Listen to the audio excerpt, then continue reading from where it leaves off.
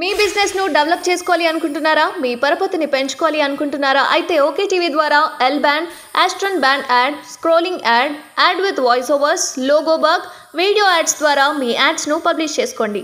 సంప్రదించవలసిన phone number 8520917933. కూల్గా కబ్జా అధికారుల సాయంతో ప్రభుత్వ భూమికి ఎసరు కొండలు తొలిచి చెరువును పూడ్చి చేసి private road bio university park కూతవేటు దూరంలో రోడ్డేసి 3 ఎకరాల భూమికి విలువ 450 కోట్లు. మిగిలిన 4 ఎకరాలకు రెక్కలు వచ్చే అవకాశం. ఎన్నికల కోడ్ సమయంలో మొదలైన పనులు ప్రభుత్వం మారినా కొనసాగుతున్న సహకారం లక్షల మంది చూస్తుండగా కొండలు తొలుస్తున్నా మాకేం తెలియదంటున్న అధికారులంతా మౌనం. అన్ని శాఖల్లోనూ అక్రమ రోడ్డుపై దాటవేత వైఖరి.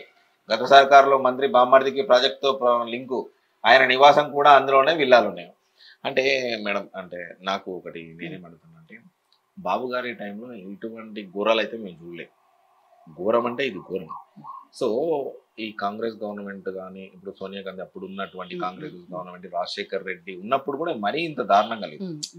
రాజశేఖర్ రెడ్డి అంటే ఓన్లీ దారుణంగా లేదు. పర్సనల్ బెనిఫిట్, ఆయనని అభిమానించే వాళ్ళకి మాత్రం దోచిపెట్టారులేండి.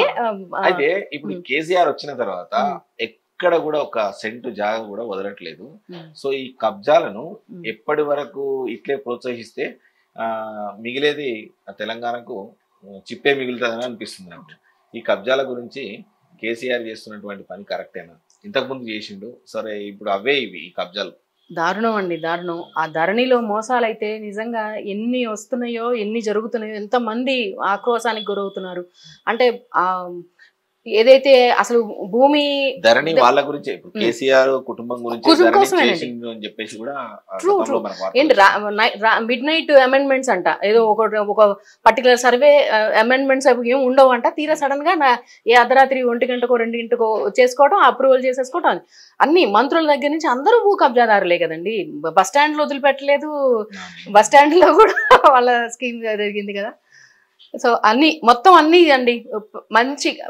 ఇప్పుడు మళ్ళీ మా ప్రభుత్వం, తెలుగుదేశం ప్రభుత్వం అంటే మాకు మళ్ళీ గర్వపడే ఇన్సిడెంట్ ఏంటంటే, మా టైంలో అవినీతి రహిత పాలన చేశాము అనేది మళ్ళీ మేము గర్వంగా చెప్పుకునే విషయం. అది టీడీపీ హయాంలో ఎవరైనా సరే, అది అన్నగారైతే అసలు వేరు. ఇక ఎన్జిఓస్, అసలు మేము ఓడిపోవడానికి ముఖ్య కారణమే ఎన్జిఓస్. ఆ గవర్నమెంట్ ఆఫీసులు వాళ్ళకి లంచాలు రానివ్వట్లేదనే కదా బాబు గారిని మళ్ళీ ఓడించారు.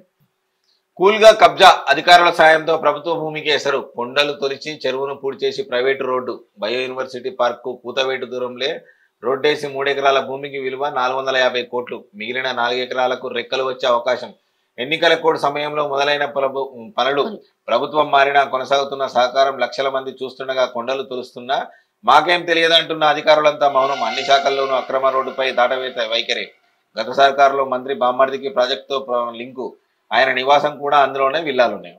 అంటే మేడం, అంటే నాకు ఒకటి నేనేమడుగుతున్నా అంటే, బాబు గారి టైంలో ఇటువంటి ఘోరాలు అయితే మేము చూడలేదు. ఘోరం అంటే ఇది ఘోరం. సో ఈ కాంగ్రెస్ గవర్నమెంట్ కానీ, ఇప్పుడు సోనియా గాంధీ అప్పుడు ఉన్నటువంటి కాంగ్రెస్ గవర్నమెంట్, రాజశేఖర్ రెడ్డి ఉన్నప్పుడు కూడా మరీ ఇంత దారుణంగా లేదు. రాజశేఖర్ రెడ్డి అంటే ఓన్లీ దారుణంగా లేదు. పర్సనల్ బెనిఫిట్, ఆయనని అభిమానించే వాళ్ళకి మాత్రం దోచిపెట్టారులేండి. అయితే ఇప్పుడు కేసీఆర్ వచ్చిన తర్వాత ఎక్కడ కూడా ఒక సెంటు జాగా కూడా వదలట్లేదు. సో ఈ కబ్జాలను ఎప్పటి వరకు ఇట్లే ప్రోత్సహిస్తే మిగిలేది తెలంగాణకు చిప్పే మిగులుతుందని అనిపిస్తుంది నాకు. ఈ కబ్జాల గురించి కేసీఆర్ చేస్తున్నటువంటి పని కరెక్టేనా? ఇంతకుముందు చేసిండు, సరే ఇప్పుడు అవే ఇవి ఈ కబ్జాలు. దారుణం అండి, దారుణం. ఆ ధరణిలో మోసాలు అయితే నిజంగా ఎన్ని వస్తున్నాయో, ఎన్ని జరుగుతున్నాయో, ఎంతమంది ఆక్రోశానికి గురవుతున్నారు.